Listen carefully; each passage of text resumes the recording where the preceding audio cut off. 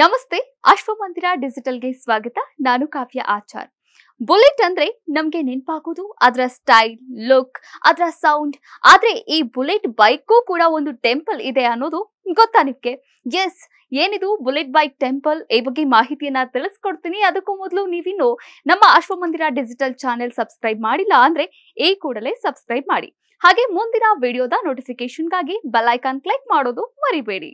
Bullet ಹೆಸರಿನಂತೆ sound ಮಾಡೋ ಈ bike ಹೆಸರು ಕೇಳಿದ್ರೇನೆ ಅದರ ಸೌಂಡ್ ನೆನಪಾಗುತ್ತೆ. ಕಿವಿಯಲ್ಲಿ ಬುಲೆಟ್ ಸೌಂಡ್ ಕರ್ಕಶ ಅನಿಸಿದ್ರೂ ಕೂಡ ಈ ಬೈಕ್ ನ ಒಮ್ಮೆಯಾದ್ರೂ ಓಡಿಸ್ಬೇಕು ಅನ್ನೋ ಆಸೆ ಆಗುತ್ತೆ. ಬುಲೆಟ್ ಬೈಕ್ ಅಂದ್ರೆ ಈಗಿನ ಯುವ ಜನತೆಗೆ ಅತಿ ಹೆಚ್ಚು ಕ್ರೇಜ್. ಹೌದು, ಹೇಗಾದ್ರೂ ಆಗ್ಲಿ ಜೀವನದಲ್ಲಿ ಒಮ್ಮೆ ಆದ್ರೂ ಈ ಬುಲೆಟ್ ಬೈಕ್ ತಗೋಬೇಕು, ಓಡಿಸ್ಬೇಕು ಎನ್ನುವ ಆಸೆ ಚಿಕ್ಕವರಿಂದ ಹಿಡಿದು ದೊಡ್ಡವರವರೆಗೂ ಇರುತ್ತೆ. ಆದ್ರೆ ಈ ಬುಲೆಟ್ ಬೈಕ್ ಕೂಡ ಒಂದು ದೇವಸ್ಥಾನ ಇದೆ ಅಂದ್ರೆ ನೀವು ನಂಬ್ತೀರಾ?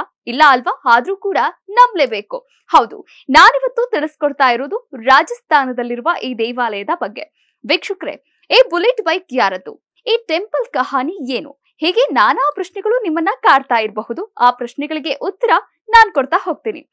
ಹೌದು, ಜೋಧ್ಪುರ್ ಹಾಗೂ ಅಹಮದಾಬಾದ್ ಸಂಪರ್ಕಿಸುವಂತಹ NH62 ನ್ಯಾಷನಲ್ ಹೈವೇನಲ್ಲಿ ಪಾಲಿ ಪಟ್ಟಣದಿಂದ 53 ಕಿಲೋಮೀಟರ್ ಮೊದಲು ದೇವರು ಇಲ್ಲದಂತಹ ಒಂದು ದೇವಾಲಯ ಇದೆ. ಈ ದೇವಾಲಯವನ್ನ ಬುಲೆಟ್ ಬಾಬಾ ದೇವಸ್ಥಾನ ಎಂದು ಕರೆಯಲಾಗುತ್ತೆ. ಇನ್ನು ಈ ದೇವಸ್ಥಾನದಲ್ಲಿರುವಂತಹ ಬೈಕ್ RNJ 7773350 ನಂಬರ್ನ CC Royal Enfield Bullet bike. 1988ರಲ್ಲಿ ಓಂ ಸಿಂಗ್ ರಾಥೋಡ್ ಎನ್ನುವಂತಹ ವ್ಯಕ್ತಿ ಈ ಬೈಕ್ ನಲ್ಲಿ ಚಲಿಸುವಾಗ ಅಪಘಾತಕ್ಕೀಡಾಗಿ ಸಾವನ್ನಪ್ಪಿದ್ರು. ನಂತರ ಪೊಲೀಸರು ಆ ಬೈಕ್ ಅನ್ನ ಪೊಲೀಸ್ ಠಾಣೆಗೆ ತೆಗೆದುಕೊಂಡು ಹೋಗಿ ಮಹಜರ್ ಮಾಡಿದ್ರಂತೆ.